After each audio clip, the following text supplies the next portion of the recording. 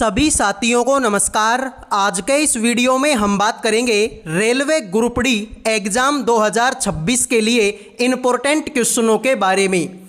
जैसा कि आप सभी को पता है, रेलवे ग्रुप डी की एग्ज़ाम डेट आ चुकी है। 3 अगस्त से आप लोगों का एग्ज़ाम स्टार्ट हो जाएगा। तो आप सभी के पास में लगभग 20-22 दिन का टाइम बचा हुआ है। इस टाइम को ज़्यादा से ज़्यादा अपनी पढ़ाई में लगा दो, ज़्यादा से ज़्यादा सवालों की प्रैक्टिस कर लो। तो आइए शुरू करते हैं इस बेहतरीन सी क्लास को।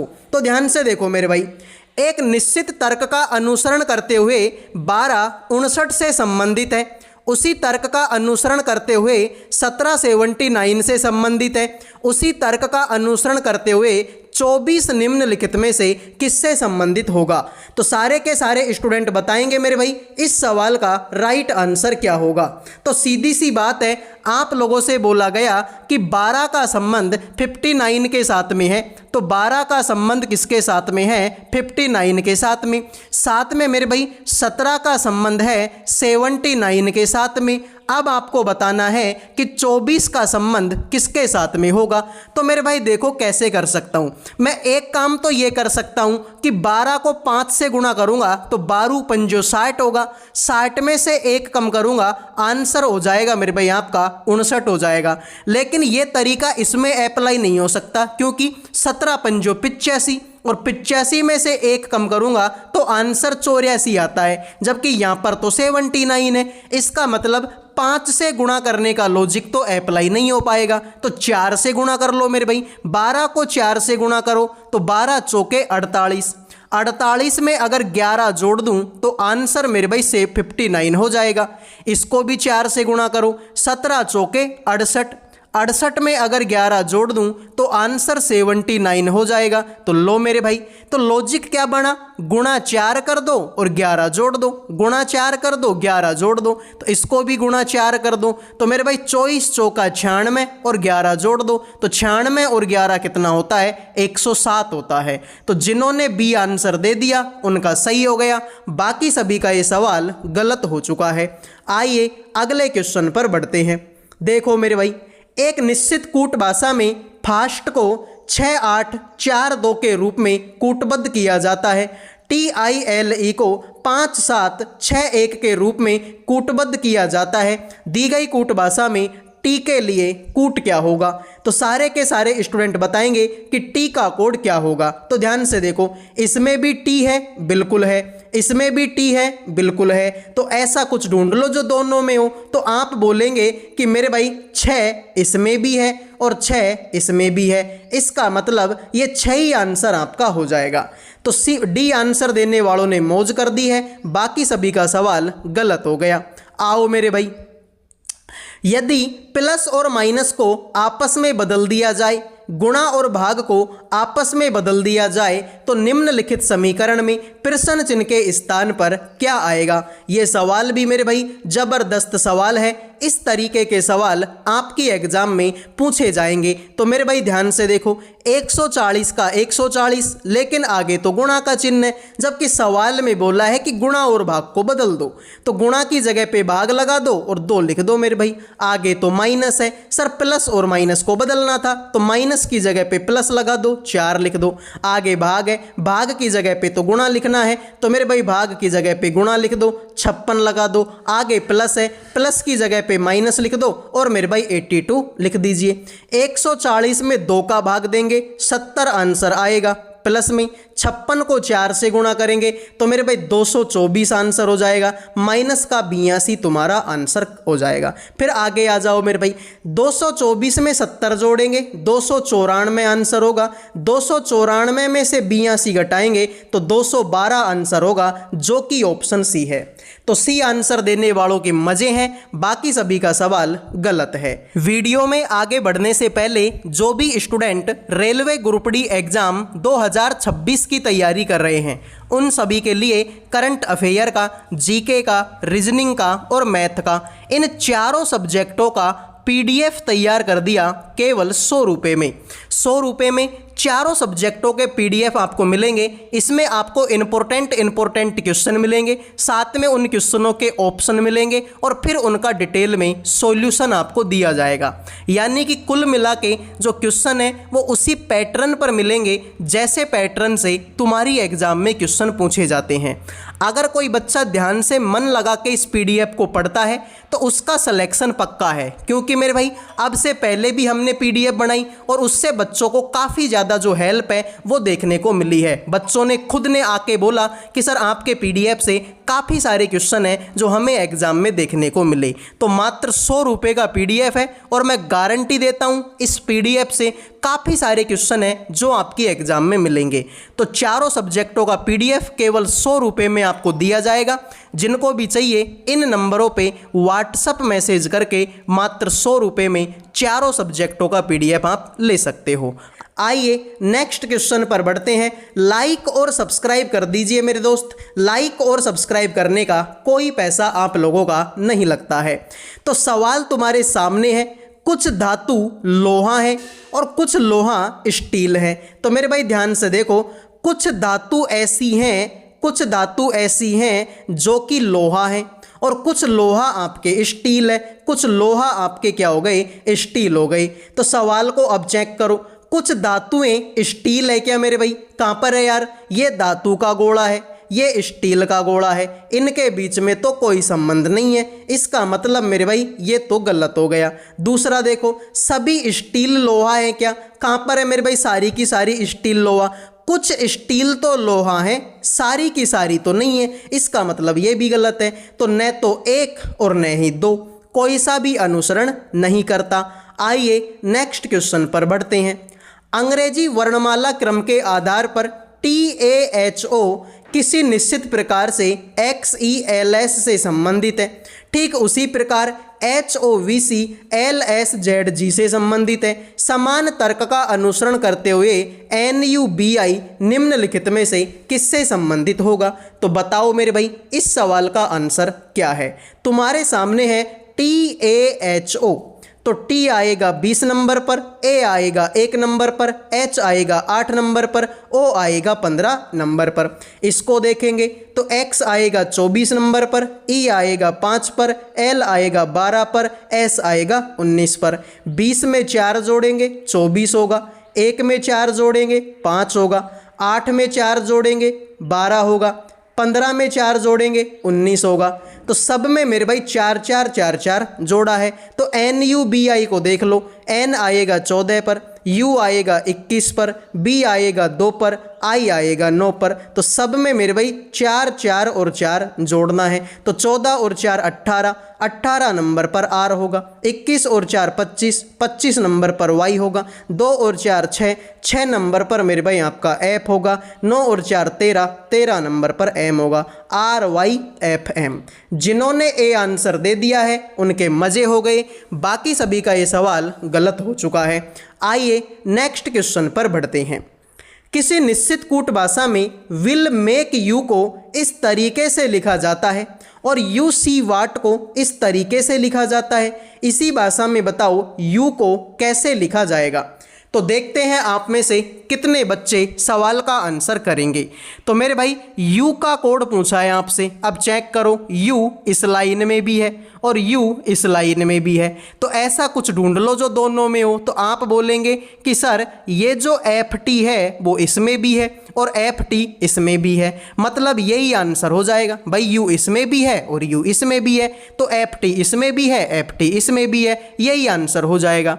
आइए अगले क्वेश्चन पर बढ़ते हैं। उस विकल्प का चयन कीजिए जिसमें दी गई आकृति सन्निहित है, घूर्णन की अनुमति नहीं है मेरे भाई। तो ये जो डायग्राम तुम्हारे सामने दिया हुआ है, ऐसा डायग्राम बताओ इनमें से किस ऑप्शन के, इनमें से किस ऑप्शन में, ठीक है मेरे भाई। तो जिनकी आंखें तेज है ना मेरे भाई, वो बच्चे 2 सेकंड में इस सवाल को कर देंगे। भाई इस तरीके का डायग्राम ही तो चाहिए। पहले तुमको एक इस तरीके का त्रिभुज चाहिए, उसके ऊपर एक ऐसा गोला लगा होना चाहिए, फिर उसके बाद में एक ऐसा तिरछा त्रिभुज तुम्हारे पास में होना चाहिए। तो ऐसा डायग्राम मेरे भाई ध्यान से देखेंगे तो नीचे त्रिभुज सीधा है बिल्कुल, तो यहाँ पे तो नीचे तो कोई ऐसा त्रिभुज मुझे दिखाई नहीं दे रहा, तो ये तो गलत है। यहाँ पर भी ऐसा कोई त्रिभुज तो दिखाई नहीं दे रहा, ये भी गलत है मेरे भाई, ठीक है। आप देखो इसको चेक करो, देखो इस वाले को चेक कर लो, सी ऑप्शन को देखो। इसमें अगर तुम देखोगे, देखो इस तरीके से अगर आप इसको देखोगे, इस तरीके से आप इसको देखोगे, इस तरीके से आप इसको देखोगे, तो बिल्कुल मेरे भाई ये सेम टू सेम ही है। ठीक है मेरे भाई, बिल्कुल सेम टू सेम है। सी आंसर देने वालों का करेक्ट है। अगले क्वेश्चन को चेक करो। अंग्रेजी वर्णमाला क्रम के आधार पर GMIE को एक निश्चित प्रकार से इस तरीके से लिखा गया। ठीक उसी प्रकार KQMI को इस तरीके से संबंधित है। उसी तर्क का अनुसरण करते हुए NTPL निम्नलिखित में से किससे संबंधित होगा? तो मेरे भाई कोडिंग डिकोडिंग का सवाल है और ऐसे सवालों को करने का एक ही तरीका होता है कि आप इनकी क्या दे दो, नंबरिंग दे दो। तो GMIE, G आएगा 7 पर, M आएगा 13 पर, I आएगा 9 पर, E आएगा 5 पर। इसको देख लो, H आएगा 8 पर, N आएगा 14 पर, या फिर आप इसको सिंपली कर लो यार। देखो G के बाद में H आता है, M के बाद में N आता है, I के बाद में J आता है, E के बाद में F आता है, तो N के बाद में O आएगा, T के बाद में U आएगा, P के बाद में Q आएगा, L के बाद में M आएगा, OUQM। जिन्होंने एक आंसर दे दिया उनका सही हो गया, बाकी सभी का सवाल ये भी गलत हो चुका है। आइए नेक्स्ट क्वेश्चन पर बढ़ते हैं। विकल्पों में दी गई उस आकृति की पहचान कीजिए जिसे प्रश्न चिन्ह के स्थान पर रखने पर श्रृंखला तार्किक रूप से पूर्ण हो जाएगी। तो बताओ मेरे भाई इस सवाल का आंसर क्या होगा? इसको ध्यान से देखो, फिर इसको ध्यान से देखो, फिर इसको ध्यान से देखो, और फिर मुझे बताओ कि इस क्वेश्चन मार्क की जगह पर इनमें से कौन सा ऑप्शन आप लोगों का आएगा। फटाफट कमेंट करो मेरे भाई, सवाल का आंसर क्या होगा। तो देखो भाई सिंपल सी बात है, सिंपल सी बात है। यहाँ पर @ नीचे था, इसमें ऊपर आ गया। यहाँ पर ये ठीक है, ये वर्ग यहाँ पर था, नीचे था, इसमें ऊपर आ गया। तो यहाँ पर हैज नीचे है, यहाँ पर हैज ऊपर आ जाएगा। तो ऊपर की तरफ हैज, इसमें तो नहीं है, इसमें भी नहीं है, इन दोनों में देखो यहाँ पर भी हैज है, यहाँ पर भी हैज है। फिर आप और दूसरी चीज़ को देख लो, जैसे कि आप इसको चेक करो, यहाँ पर ये वर्ग बीच में था तो यहाँ पर इस कोने में आ गया, यहाँ पर हैज बीच में था तो यहाँ पर इस कोने में आ गया, यहाँ पर प्रतिशत बीच में है तो यहाँ पर ये प्रतिशत इस कोने में आ जाएगा। तो इस वाले कोने में प्रतिशत सिर्फ और सिर्फ इसी ऑप्शन में, इसमें तो नहीं है। तो राइट आंसर आप लोगों का क्या होगा? ऑप्शन नंबर बी होगा। तो 1 सेकंड में ये सवाल हो जाएगा मेरे भाई, सीधी सी बात है। ठीक है, सीधी सी बात है, 1 सेकंड में ये सवाल आपका हो जाएगा। तो आइए अगले क्वेश्चन पर बढ़ते हैं। या फिर आप देखो कई तरीके से कर सकते हो, जैसे कि यहाँ पर प्रतिशत इस वाले कोने में था, यहाँ पर इस वाले कोने में आ गया। यहाँ पर @ इस वाले कोने में है, यहाँ पर इस वाले कोने में आ गया। तो यहाँ पर वर्ग इस वाले कोने में है, यहाँ पर इस वाले कोने में आएगा। तो इस वाले कोने में भी वर्ग सिर्फ इसी ऑप्शन में है और किसी में नहीं है। ठीक है, तो कैसे भी कर लो आंसर बी होगा। एक निश्चित कूट भाषा में डोनर को इस तरीके से लिखा गया, ड्रोव को इस तरीके से लिखा गया। उस कूट भाषा में बताओ एन को कैसे लिखा जाएगा। तो देखते हैं एन का कोड आप लोगों का क्या होगा। तो सीधी सी बात है मेरे भाई, देखो तुमको एन चाहिए, इस लाइन में कहीं पर एन दिया है क्या? DROVE, इसमें D है, इसमें R है, इसमें O है, इसमें V है, इसमें E है। तो लेकिन इसमें एन तो कहीं पर भी नहीं है भाई, तुम्हें तो ड्रोव दिया हुआ है, एन इसमें कहीं पर भी नहीं है, मतलब ये आंसर नहीं हो सकते। सर इसमें तो 2 भी है, इसमें तो देखो 9 है तो 9 को हटा दो, इसमें तो 5 और 7 भी है तो 5 को भी हटा दो, 7 को भी हटा दो, एक ही ऑप्शन बचेगा, ऑप्शन नंबर 1। आइए अगले क्वेश्चन को चेक कर लेते हैं। देखो मेरे भाई, अंग्रेजी वर्णाक्रम के आधार पर दी गई श्रृंखला में प्रश्न चिन्ह के स्थान पर क्या आएगा? तो क्वेश्चन मार्क तुम्हारे सामने है, फटाफट से मुझे बता दो कि इनमें कौन सा ऑप्शन जो है यहाँ पर आएगा। 1 सेकंड का सवाल है ये, मात्र 1 सेकंड का। बहुत सारे बच्चे बोलेंगे सर 1 सेकंड में कैसे होगा, लेकिन मेरे भाई मैं बता दूं 1 ही सेकंड में ये सवाल आपका हो जाएगा। चेक करो, यहाँ पर ई है 5 नंबर पर, यहाँ पर आई है 9 नंबर पर, यहाँ पर एम है 13 नंबर पर, यहाँ पर क्यू है 17 नंबर पर। 5 में 4 जोड़ेंगे 9, 9 में 4 जोड़ेंगे 13, 13 में 4 जोड़ेंगे 17, 17 में 4 जोड़ेंगे 21, 21 नंबर पर यू आता है और यू इसी ऑप्शन में है। तो बी आंसर देने वालों के मजे हैं, बाकी सभी का सवाल गलत हो चुका है। आइए अगले सवाल को चेक करो। निम्नलिखित समीकरण को सही बनाने के लिए किन 2 चिन्हों को आपस में बदला जाना चाहिए? तो मेरे भाई ये समीकरण तुम्हारे सामने है, इसमें मैं कौन से 2 चिन्हों को आपस में बदलूं कि मेरी समीकरण का आंसर कितना आ जाए? 6 आ जाए। तो देखो भाई, जो मूर्ख स्टूडेंट है ना, मूर्ख क्या मेरे भाई, कोई महामूर्ख अगर स्टूडेंट है वो भी इस सवाल का आंसर कर दे रहे हो, इंटेलिजेंटों की तो बात ही अलग है, ठीक है, वो तो करेंगे ही करेंगे। लेकिन अगर कोई क्लास में मूर्ख बच्चा है, कोई महामूर्ख बच्चा है, वो भी 2 सेकंड में सवाल को करके पटक देगा। अरे यार सीधी सी बात है, देखो मैंने तुमको हमेशा बताई थी कि ऐसे सवालों में सबसे पहले भाग के चिन्ह को देखा करो मेरे भाई। किसके चिन्ह को? भाग के चिन्ह को। अब यहां पर देखो 15 भाग 8 लिखा हुआ है, यानी 15 भाग 8 लिखा हुआ है। तो ऐसा कौन माई का लाल है जो 15 में 8 का भाग दे देगा? है क्या कोई स्टूडेंट जो 15 में 8 का भाग दे दे? सर 15 में तो 8 का भाग जाता ही नहीं है, इसका मतलब भाग का चिन्ह गलत जगह पे लगा हुआ है। अब तुमको ये भी पता है कि 45 में 15 का भाग जाता है, भाई 15 × 3 = 45 चला जाएगा, इसका मतलब भाग के चिन्ह को यहां लगा दूं। तो मैं क्या करता हूं, गुणा और भाग को बदल देता हूं। तो मेरे भाई चेक करो, 27 की जगह पे 27 माइनस 45, गुणा की जगह पे भाग लगाऊंगा, अब लिखूंगा 15 और भाग की जगह पे गुणा लगा दूंगा और प्लस का 3 तो है ही। तो मेरे भाई चेक कर लो, देखो 27 और 3 कितना होता है सर? 30 होता है। और यहाँ पर अगर हम करेंगे तो सॉरी यार, एक सेकंड भाई, एक सेकंड, बीच का 8 तो हम भूल ही गए, ठीक है मेरे भाई। 15 गुणा में 8 और प्लस के मेरे भाई आप लिखेंगे 3। तो मेरे भाई ध्यान से देखो, 27 और 3 कितना होता है सर? 30 होता है, माइनस 15 × 3 = 45, 3 गुणा में 8 ये हो जाएगा। तो 30 तो ये है ही, 8 × 3 = 24 ये होगा। तो 30 में से 24 घटेगा, 6 आंसर आएगा, जो कि ऑप्शन नंबर यहाँ पर है मेरे भाई। तो इसका मतलब गुणा और भाग को बदलने पर हमारा काम बन गया।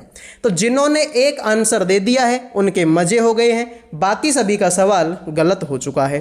आओ मेरे भाई अगले क्वेश्चन को चेक करो। कथन और निष्कर्ष का सवाल है, बताइए आंसर क्या होगा।